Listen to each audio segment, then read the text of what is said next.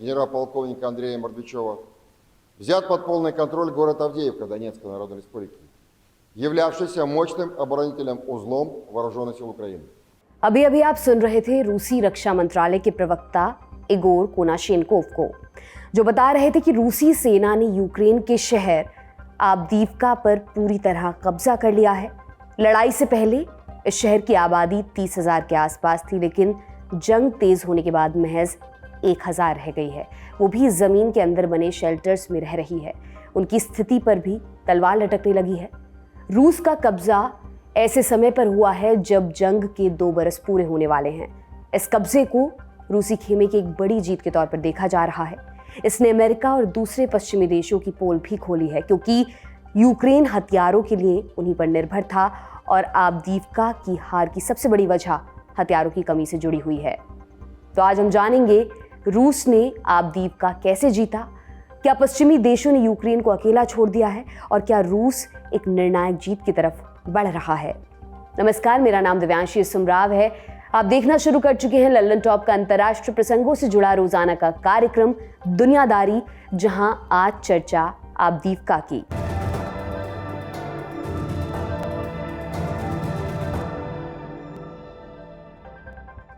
सबसे पहले basics clear करते हैं। ये नक्शा आप देखिए, इसमें आप आव्दीवका को देख पा रहे होंगे। ये शहर यूक्रेन की राजधानी कीव से लगभग 700 किलोमीटर दूर है।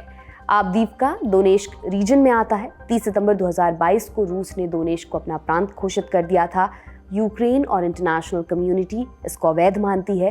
रूस ने दोनेस्क पर अपना दावा भी ठोक दिया, मगर आव्दीवका उसकी पहुंच से दूर रहा। क्या है आव्दीवका का इतिहास?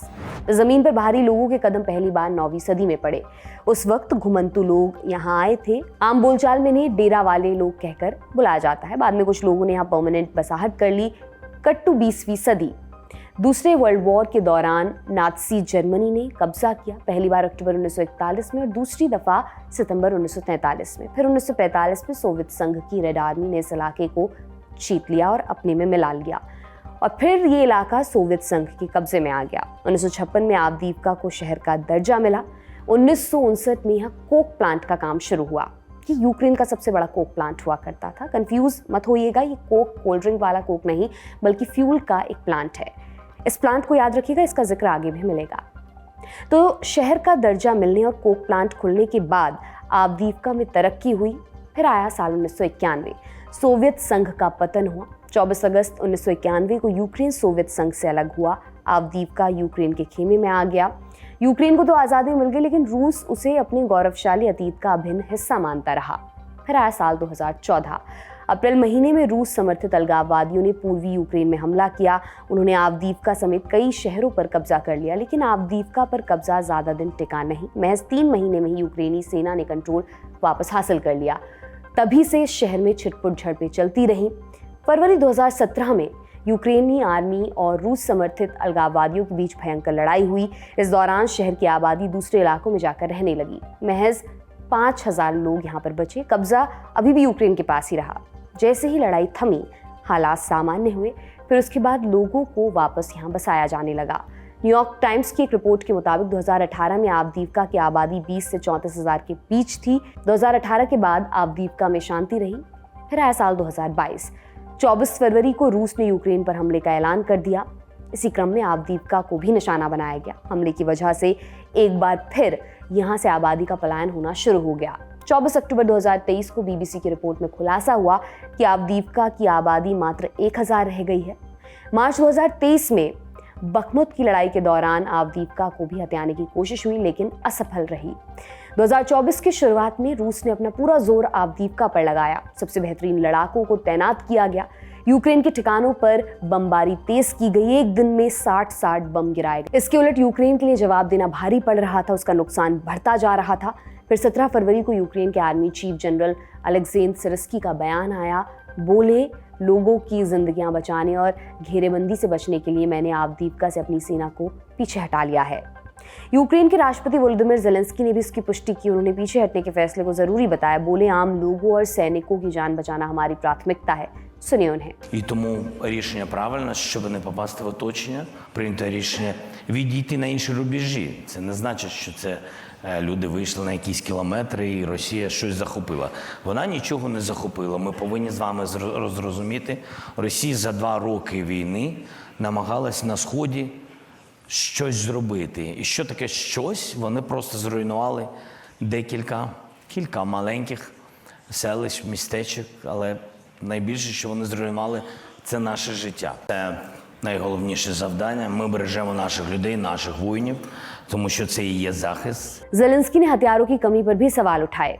Dear friends, unfortunately, keeping Ukraine in the artificial deficit of weapons, particularly in deficit of artillery and long-range capabilities, allows Putin to adapt to the current intensity of the war. America ने आवदीवका की हार पर क्या कहा ये भी जानते हैं। राष्ट्रपति जो बाइडेन ने संसद को जिम्मेदार ठहराया। उन्होंने जेलेंस्की को फोन पर भरोसा दिया कि अमेरिका सपोर्ट करता रहेगा। Some can argue that there isn't another city that falls right after this, that Congress acts on. I'm not. No one can be. Look, the Ukrainian people have fought so bravely and heroically. They put so much on the line. And the idea that now, when they're running out of ammunition, we walk away, I find it absurd. I find it unethical. I find it just contrary to everything we are as a country. So I'm going to fight till we get them the ammunition they need and the capacity they need to defend themselves. Thank you. ये तो हुई आवदीवका की कहानी। अब चलते हैं expert corner की तरफ। हमने इस मामले को विस्तार से समझने के लिए Manohar Parrikar institute for defence studies and analysis में associate fellow doctor Swasti Rao से बात की। पूछा, आवदीवका का पतन कितनी बड़ी घटना है, इस घटना का रूस यूक्रेन जंग पर क्या असर पड़ेगा। देखिए, अगर स्ट्रेटेजिक नजर से देखते हैं तो अद्वीवका शहर एक टाउन है छोटा सा, और उसका कोई स्ट्रेटेजिक इंपॉर्टेंस बहुत ज्यादा नहीं है। अगर आप इसको ध्यान से देखें तो ये आपने लास्ट ईयर देखा होगा कि बाखमुट का फॉल हुआ था, तो बाखमुट के फॉल के बाद अब ये रूस का दूसरा की सफलता है अद्वीवका में। अद्वीवका का जो, अगर आप मुझसे पर्पस पूछेंगे तो देखिए ये है कि रूस में चुनाव आने वाले हैं, तो रूस को उन चुनाव के पहले एक तरीके का एक रिजल्ट जो अपहोल्ड किया जा सके, वैसा सा रिजल्ट चाहिए, और इसी के लिए रूस ने इतने वहां पर इतना एफर्ट वहां पे लगाया था। यूक्रेन की बात करें तो यूक्रेन वहां पे डिफेंस पे था, डिफेंसिव पोजीशन लेकर था, और एम्यूनिशंस के ना आने के वजह से एक बहुत बड़ा कारण है कि एम्यूनिशंस का ना पहुंचना, और इधर रशिया का वॉर इकोनॉमी और नॉर्थ कोरिया और ईरान की तरफ से एम्यूनिशन पहुंचने से लगातार एक जो बैलेंस अगर आप कहेंगे तो वो रूस के फेवर में टिल्ट हो गया था। और तकरीबन मैं कहूंगी कि तकरीबन 3 हफ्ते 4 हफ्ते से ऐसा लग रहा था कि अवदीवका फॉल कर जाएगा। लेकिन अवदीवका पर से के बारे में बात करें तो वो बहुत स्ट्रेटेजिक लोकेशन उसकी नहीं है, और यूक्रेन ने सही किया है कि अवदीवका से विड्रॉ करके और दूसरे लोकेशंस पे गए हैं, क्योंकि अवदीवका में अगर वो रहते तो फिर वो एनसर्कल होने का खतरा था। क्योंकि एक बार अगर आप एनसर्कल हो जाएंगे तो फिर आपके फिर जो बैटल टैंक्स हैं, जो आपका असलहा है, जो आपका जो मैन पावर है, फिर उनके ऊपर जो खतरा है वो बहुत ज्यादा बढ़ जाता है। तो अवदीवका से यूक्रेन का जो विड्रॉल है वो स्ट्रेटेजिकली करेक्ट डिसीजन है। ऐसी स्थिति में जहां वेस्ट से हथियार और मिलिट्री एड नहीं आ रही है वक्त पे, और रशिया की, लेकिन उसकी स्ट्रेटेजिक वैल्यू उतनी ही है। ऑन द कॉन्ट्ररी, रशिया की नजर से ये जो विन है ये इंपॉर्टेंट है। क्यों? क्योंकि एक टैंजिबल विन है जो बाखमुट लास्ट ईयर के बाद आज पुतिन दिखा सकते हैं।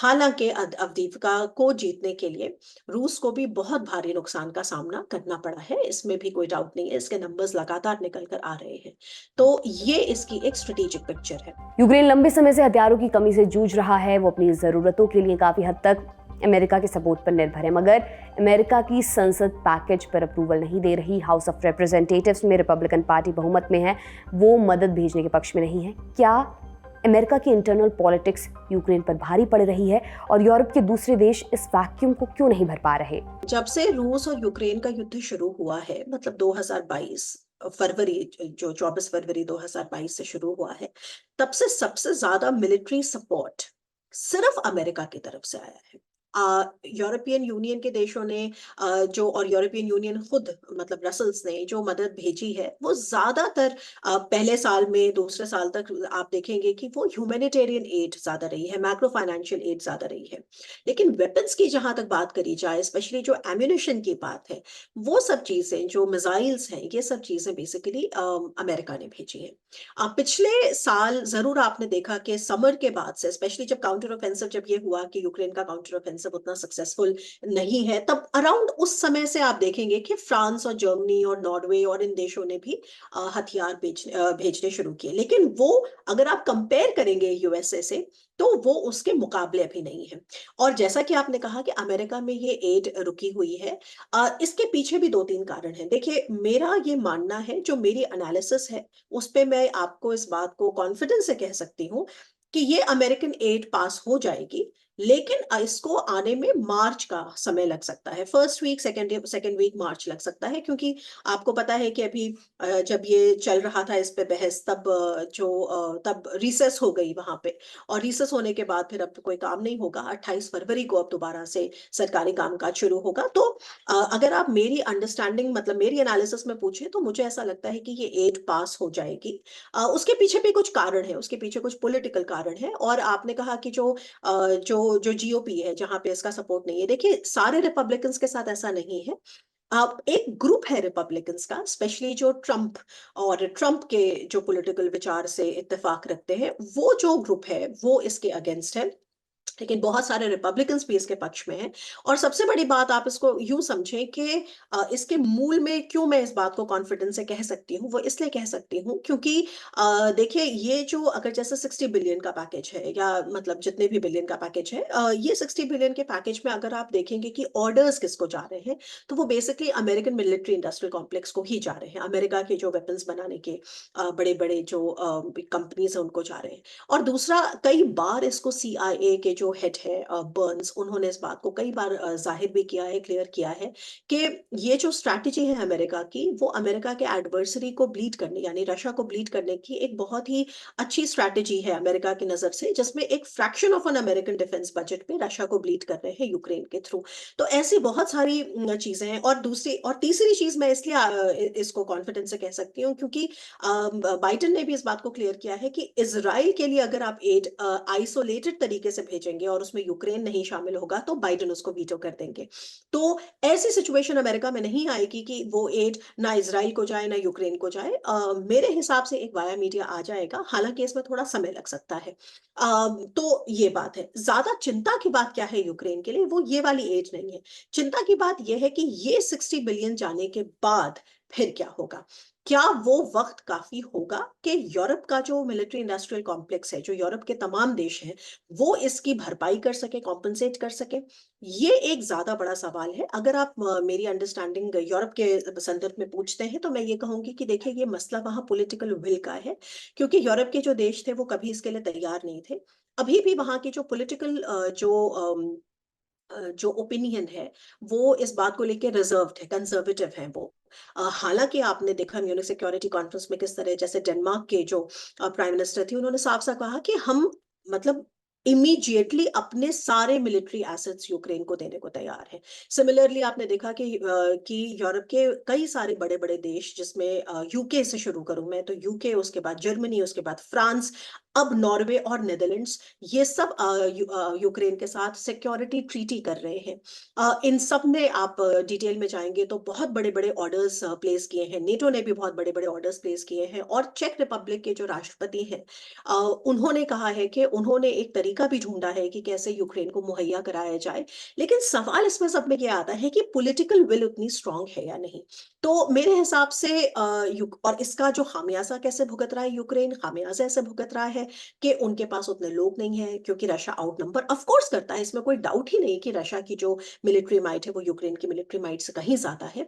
लेकिन इसके बावजूद अगर आप देखेंगे कि यूक्रेन अच्छा कहाँ कर रहा है, या मतलब रशिया को कहाँ पे टक्कर दे रहा है, वहां आप देखेंगे कि बैटल फ्रंट को तो होल्ड करे ही हुआ है। जैसे मैंने कहा कि अवदीव्का में इतने महीने लड़ने के बाद अवदीव्का में एक ब्रेक थ्रू मिल पाया और उसमें भी रशिया का काफी नुकसान हुआ है।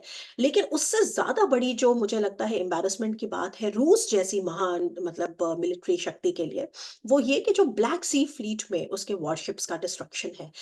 कल या परसों की ही न्यूज थी जहां पे आपने ये भी देखा कि यूक्रेन ने रशिया के Su-34 और Su-35, स्पेशली Su-35 एक बहुत ही एडवांस्ड फाइटर प्लेन है, उन ऐसे विमानों को भी उन्होंने डिस्ट्रॉय किया है। तो कहने का मतलब है कि एक ऐसा देश जिसके पास ना नेवी है, ना एयरफोर्स है, वो भी अगर इतनी बड़ी शक्ति को टक्कर दे रहा है, तो टिके तो वो रहेंगे। इसीलिए ये युद्ध भी चलता रहेगा। लेकिन सवाल ये है कि यूरोप इसका अमेरिका के एब्सेंस में इसको कितना इसका उठा पाता है इसका भार। बखमुत जीतने के कई महीने बाद रूस के हाथ कोई बड़ी सफलता आई है। इसकी टाइमिंग भी बेहद दिलचस्प है। कुछ ही दिनों में जंग के 2 बरस पूरे हो रहे हैं और महीने भर बाद रूस में राष्ट्रपति चुनाव होने वाला है, जिसमें व्लादिमीर पुतिन की जीत तय मानी जा रही है। अवदीव्का के बाद रूस का अगला कदम क्या हो सकता है? क्या वो जंग तेज करने की कोशिश करेगा? रूस एक वॉर इकोनॉमी मोड में है, ठीक है। यूक्रेन का देखिए स्ट्रक्चर फर्क है। यूक्रेन के पास कभी ना उतनी बड़ी आर्मी थी। यूक्रेन पूरी तरह से मतलब पूरी तरह से डिपेंडेंट है जो एड आने वाली है, मतलब चाहे वो यूरोप से आए चाहे वो अमेरिका से आए। तो जहां तक मैं आपको बता रही हूँ कि भी होगा ये कि ऑफ कोर्स अभी रशिया में पुतिन जीतेंगे, जीतने के बाद से वो एक मोबिलाइजेशन करेंगे और उस क्योंकि मोबिलाइजेशन की वहां बहुत जरूरत है। अगर आप देखें तो अकेले अवदीव्का को जीतने के लिए तकरीबन 30,000 से 35,000 रूसी जो ट्रूप्स हैं उनकी डेथ हुई है। बहुत सारे हजारों की संख्या में उनके टैंक्स जो है वो वहां पे जाया हुए हैं और हालांकि वो बना रहे हैं वहां पे। लेकिन देखिए किसी भी कंट्री का जो मिलिट्री इंडस्ट्रियल कॉम्प्लेक्स होता है उसके पास कोई जादू की छड़ी नहीं होती। रशिया का भी जो मिलिट्री इंडस्ट्रियल कॉम्प्लेक्स है, आप इस बात को गौर करें कि वो भी डिपेंडेंट है नॉर्थ कोरिया और ईरान के ऊपर। ईरान से शाही ड्रोन्स आ रहे हैं, नॉर्थ कोरिया से 155 mm एमिनेशन आ रहा है, बहुत सारा डुअल यूज जो है वो चाइना से आ रहा है। तब आप रूस के एक वॉर इकोनॉमी को इस तरह से देख पा रहे हैं और उसमें भी हमें पूरी पिक्चर नहीं दिखती क्योंकि ट्रांसपेरेंट सिस्टम नहीं है। यूक्रेन के पास तो खैर कुछ था ही नहीं। मैंने शुरू में कहा कि यूक्रेन की तो नेवी को ही मस्कीटो नेवी कहते हैं और यूक्रेन के पास कोई एयरफोर्स भी नहीं था, वो तो पूरी तरह से डिपेंडेंट है। तो जो मैं देखती हूँ वो ये देखती हूँ कि जैसे मैंने आपसे कहा कि दो ये जो अमेरिका की एड है ये एड तो पास हो जाएगी मार्च में, मेरा ख्याल है मिड मार्च, मतलब फर्स्ट कपल ऑफ वीक से लेके मिड मार्च वाला जो विंडो है, मतलब मार्च में मेरा ख्याल है कि वो एड पास हो जाएगी। यहाँ पे प्रॉब्लम नहीं है। ईयू की जो एड है वो ऑलरेडी पास हो चुकी है 50 मिलियन के आसपास। बाकी जो आप छोटे छोटे कंट्रीज का जो आप देखते हैं कि कोई ड्रोन्स दे रहा है, कोई बैटल टैंक्स दे रहा है, कोई मिसाइल्स दे रहा है, क्या पता जर्मनी टॉरस दे, हो सकता है टॉरस मिसाइल्स का के लिए बोला गया है, बहुत ग्लाइड बॉम्ब्स यूक्रेन इस्तेमाल कर रहा है, ऐसी तमाम चीजें तो वो कर ही रहा है। युद्ध में डेफिनेटली तेजी आएगी। बात यह है कुछ चीजों पर ये बातें डिपेंडेंट है। क्या डिपेंडेंट है मैं आपको बताती हूँ। पहला ये कि जब F-16 डिप्लॉय होना शुरू होंगे यूक्रेन की तरफ से तो उनकी परफॉर्मेंस क्या होती है, ये बहुत इंपॉर्टेंट है क्योंकि काफी कुछ अभी उसी के ऊपर निर्भर करता है। जब आप यूक्रेन के बारे में देखते हैं तो वो कहते हैं कि भाई F-16 आएंगे तो जो बैलेंस है एयर पावर का वो चेंज होगा। मैं कहूंगी कि उसको हम लोग उसको लेके थोड़ा, मेरा कंजर्वेटिव असेसमेंट है और मैं वेट करूंगी कि देखते हैं क्या होता है। मेरे हिसाब से इतना आसान नहीं है F-16 पर अचानक यूक्रेनियन पायलट्स को ट्रेन करना और इस तरह से ट्रेन करना कि वो बिल्कुल उसको वैसे ही उड़ाने लग जाए जैसे कि वो सोवियत तरह के प्लेन्स उड़ाते थे। तो मैं थोड़ा कंजर्वेटिव हूँ। तो F-16 का डिप्लॉयमेंट और F-16 की परफॉर्मेंस पहली चीज। दूसरी चीज 155 mm शेल्स कहाँ से आती हैं यूक्रेन के पास, ये भी बहुत निर्णायक होगा। और तीसरा, क्या यूक्रेन में मोबिलाइजेशन गति पकड़ पाता है या नहीं। और इसमें भी इंपॉर्टेंट ये होगा कि देखिए यूक्रेन में भी लॉ ये है कि 27 साल के नीचे के लोग, जो कम उम्र के लोग हैं, वो नहीं कॉन्स्क्रिप्ट्स, मतलब नहीं मोबिलाइजेशन में उनको छूट है। मेरे हिसाब से इनको ये भी चेंज करना पड़ेगा क्योंकि यूक्रेन के पास इस समय मैन पावर का बहुत क्राइसिस है। और बाकी सारी चीजें जो यूरोप वगैरह का वो है, वो जैसा मेरा असेसमेंट है 2024 में हम धीरे धीरे एक नया मोड़ आता देखेंगे जब ये एक फैटीग के पीरियड के बाद से दोबारा जब एक पीरियड आएगा तो हम उसमें देखेंगे जो कि दूसरी वेव में फिर से एस्केलेशन होता है। 2025 मेरे असेसमेंट में 2026 के पहले वॉर जो है वो धीमी होती नहीं दिखेगी, लेकिन 2024 के अंत में जरूर एक मोड़ आएगा जब जिसको लेकर हम सब लोग बहुत उत्साह, मतलब बहुत हम लोग क्यूरियस हैं कि अमेरिका के में राष्ट्रपति कौन बनते हैं। कुछ दिनों पहले यूक्रेन ने अपना आर्मी चीफ बदला है। वलेरी ज़ालुझनी को हटाकर अलेक्जेंद्र सिरस्की को कमान दी गई थी। चर्चा थी कि ज़ालुझनी को ज़ेलेंस्की ने निजी मतभेद के चलते हटाया। ज़ालुझनी को यूक्रेन का सबसे पॉपुलर आर्मी लीडर माना जाता है। उनकी बर्खास्तगी के हफ्ते भर बाद ही आवदीव्का यूक्रेन के हाथ से निकल गया। क्या ये हार ज़ेलेंस्की की जिद का नतीजा है? और यूक्रेन की इंटरनल पॉलिटिक्स में इसका क्या अंजाम हो सकता है? जनरल को चेंज करने के वजह से अवदीव्का नहीं निकला, ये बिल्कुल गलत धारणा है। जैसे मैं आपको शुरू में भी समझा रही थी कि अवदीव्का की जो सिचुएशन है वो पिछले 3-4 हफ्ते से, जब मतलब फॉल के 3-4 हफ्ते पहले से ही ऐसी थी कि हम लोगों को इस बात का अंदाजा हो गया था कि अवदीव्का को अब नहीं किया जा सकता डिफेंड, क्योंकि जैसे मैंने कहा कि आपको ये चुनना पड़ेगा कि आप अवदीव्का को डिफेंड करेंगे या आप एनसर्कल हो जाएंगे, और एनसर्कलमेंट का खतरा बढ़ता जा रहा था। इसलिए अवदीव्का में से स्ट्रेटेजिक विड्रॉल जो है वो एक सही डिसीजन है और इसमें कोई दो राय नहीं है। और जनरल के चेंज होने से नहीं हुआ कि अगर ज़ालुझनी रहते तो वो अवदीव्का नहीं फॉल करता और सिरस्की आ गए तो फॉल कर गया, नहीं, वहां पे फॉल होने की सिचुएशन ऑलरेडी बन चुकी थी। तो पहली चीज। दूसरी चीज, ज़ालुझनी को क्यों हटाया गया? डेफिनेटली ज़ालुझनी जो है वो बहुत पॉपुलर है यूक्रेन में। ज़ालुझनी इसलिए भी पॉपुलर है क्योंकि जब से ये युद्ध शुरू हुआ है और अब तक वो अकेले इसकी कमान संभाले हुए हैं। और इनफैक्ट जब यूक्रेन युद्ध के बारे में बात होती है तो दो ही लोगों के जो मतलब जो चेहरे हैं वो बार बार सामने आते हैं, एक ज़ालुझनी का ऑफ कोर्स और दूसरा बुदानोव का जो वहां पे इंटेलिजेंस के चीफ है, और बाकी ज़ेलेंस्की तो खैर है ही। तो ज़ालुझनी वाज पॉपुलर, उसमें कोई डाउट नहीं है। एक ज़ालुझनी ने जो मेरे ख्याल से एक टैक्टिकल मिस्टेक करी थी वो ये करी थी कि उन्होंने इकोनॉमिस्ट अखबार को जो एक इंटरव्यू दिया था उसमें उन्होंने खुद इस बात को की पुष्टि करी थी कहीं ना कहीं कि एक पोजिशनल फॉर्म में हम एंटर कर रहे हैं। उनके शब्द हैं ये, पोजिशनल फॉर्म। पोजिशनल फॉर्म का मायने ये है कि जिसको अगर हम मतलब अगर हम ऐसे कहें तो नॉर्मली हम उसको कहते हैं कि स्टेलमेट में हो रहा है। तो काउंटर ऑफेंसिव का फॉल करना, मतलब काउंटर ऑफेंसिव कैसे फेल कर गया और पोजिशनल फॉर्म में है इस समय यूक्रेन और रशिया का जो बैलेंस ऑफ पावर है, ये कहीं ना कहीं मुझे लगता है इस पॉलिटिकल स्टेटमेंट से नुकसान हुआ यूक्रेन को। हो सकता है इसमें और लोगों की और राय हो, लेकिन मेरी ये राय है कि इससे डेफिनेटली यूक्रेन का कहीं ना कहीं मनोबल भी टूटता हुआ दिखा। और एक ये पॉलिटिकल स्टेटमेंट था जो एक आर्मी चीफ को शायद देने से बचना चाहिए था। खैर ये अलग बात है। मेरे हिसाब से जो सबसे इंपॉर्टेंट बात है, ये छोटे टैक्टिकल, मैंने कहा ये छोटे छोटे मिस्टेक्स है। आई थिंक बड़ी बात ये है कि 2 साल से जो ये वॉर चल रही है और 2 साल से जो एक तरीके का वॉर फैटीग है अब यूक्रेन में, इसको चेंज करने के लिए एक नई स्ट्रैटेजी की जरूरत है, इसमें कोई डाउट नहीं।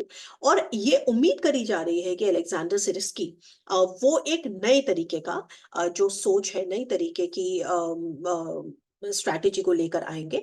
और उनकी पहली स्ट्रैटेजी जो मैं समझी हूँ वो यही है कि वो फोकस करेंगे इस चीज पर कि आपको बैटल फ्रंट पे भी आपके टैक्टिकल विक्ट्रीज थोड़ी थोड़ी होती रहे।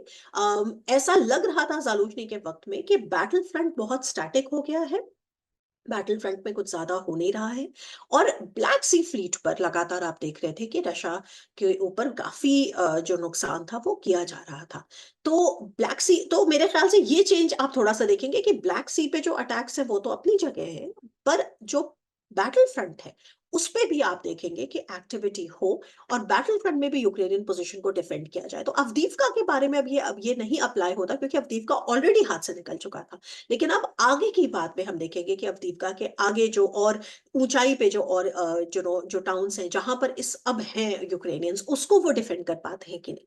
तो इन बातों में क्या सच्चाई है, जो सिरस्की मतलब कितने सक्सेसफुल होते हैं, ये तो ऑफकोर्स हमें समय के साथ पता चलेगा ही। लेकिन जैसे मैंने कहा कि ये सारी की सारी चीजें निर्भर इस पर करती हैं कि वेस्ट से वेपन्स और एमिनेशन, और मैंने आपको खास 2-3 नाम भी बताया कि क्या चीजें इंपॉर्टेंट है, वो सब चीजें पहुंच पाती हैं या नहीं। अगर वो चीजें पहुंच पाती हैं तो यूक्रेन के पास भी एक एडवांटेज होती है, नहीं पहुंच पाती हैं तो फिर ये मतलब आप देखेंगे कि वॉर फिर कहीं ना कहीं किसी पोजिशनल फॉर्म में फिर चली जाएगी और इसी तरह से खिंचती रहेगी। ये था हमारा बड़ी खबर सेगमेंट। अब चलते हैं सुर्खियों की तरफ। पहली सुर्खी पाकिस्तान से है। पाकिस्तान में आम चुनाव हुए 11 दिन बीत चुके हैं, नतीजा साफ है, गठबंधन की घोषणा भी हो चुकी है, मगर अभी तक ना तो नई सरकार बनी ना ही नए प्रधानमंत्री ने शपथ ली है। जब तक औपचारिकता पूरी नहीं हो जाती तब तक कुछ भी दावे से नहीं कहा जा सकता। इन सबके बीच रावलपिंडी के कमिश्नर लियाकत अली चट्ठा के आरोपों ने सनसनी फैला दी है। 17 फरवरी को लियाकत ने दावा किया कि चुनाव के नतीजों में खूब धांधली हुई है। सुनिए उन्हें। बिल्कुल बेज़ाब्तियां तो छोटा लफ्ज है। जो यहाँ पे हुआ है कि जो लोग आजाद उम्मीदवार 70-80 हजार की लीड से जीत रहे थे हमने उनको हरवाया है और उनके ऊपर जाली मोहरें लगा के सबको हरवाया। देखिए, मैं ये सारी इस गलतकारी की जिम्मेदारी अपने ऊपर ले रहा हूँ और साथ आपको बता रहा हूँ कि जो चीफ इलेक्शन कमिश्नर है, जो चीफ जस्टिस है, वो भी इस काम में पूरे शरीक है। बाद में उन्होंने प्रेस कॉन्फ्रेंस कर इस्तीफा देने का ऐलान किया। मैं वो इलेक्शन ठीक नहीं करवा सका और मैं अपने ओहदे से यहाँ इस्तीफा दे रहा हूँ। मैंने जो इस इलेक्शन में गलत काम किया है, रावलपिंडी के 13 एमएलए की सीटें जो हारी हुई लोगों को हमने जितवाया है, लोगों की 70 हजार की लीड को हमने उनकी शिकस्त में बदला है और आज भी हमारे लोग बैठ के जेली मोहरें लगा रहे हैं। मैं माजरत चाहता हूं अपने तमाम रिटर्निंग ऑफिसर से जो मेरे मातहत काम कर रहे थे, जो बेचारे रो रहे थे जब मैं उनको कह रहा था कि आप ये काम गलत काम करें और वो नहीं करना चाह रहे थे। इस्तीफे के बाद लियाकत ने पुलिस के सामने सरेंडर कर दिया। उनका दफ्तर सील कर दिया गया है। पाकिस्तानी अखबार डॉन के मुताबिक उनको किसी अनजान जगह शिफ्ट कर दिया गया है। इन आरोपों पर पाकिस्तान के चीफ जस्टिस और मुख्य चुनाव आयोग का भी जवाब आया। दोनों ने ही आरोपों का खंडन किया है। चुनाव आयोग ने आरोपों की जांच के लिए एक हाई लेवल कमेटी का गठन किया है। वहीं चीफ जस्टिस काजी फैज का कहना है ये आरोप बेबुनियाद है। उन्होंने कहा, कल को कोई मुझ पर चोरी या हत्या का भी आरोप लगा सकता है। अगर आरोप लगाना आपका अधिकार है तो इसके साथ सबूत भी दीजिए। आज की दूसरी और अंतिम सुर्खी इजराइल से। इजराइल ने गाजा पट्टी के रफा पर हमले का प्लान तैयार कर लिया है। वॉर कैबिनेट के एक मेंबर ने चेतावनी दी कि अगर रमजान तक बचे हुए इजरायली बंधकों को मुक्त नहीं किया गया तो वे रफा पर हमला शुरू कर देंगे। गौरतलब है कि रमजान 10 मार्च से शुरू हो रहा है। इजराइल फरवरी 2024 की शुरुआत से ही रफा पर हमले की तैयारी कर रहा है।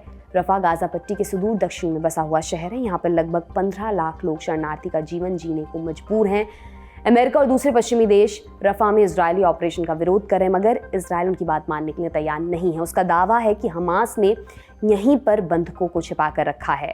आज की दुनियादारी में बस इतना ही। कल फिर आपसे मुलाकात होगी इसी उम्मीद के साथ। मैं विदा लेती हूँ। शुक्रिया, शुभ रात्रि।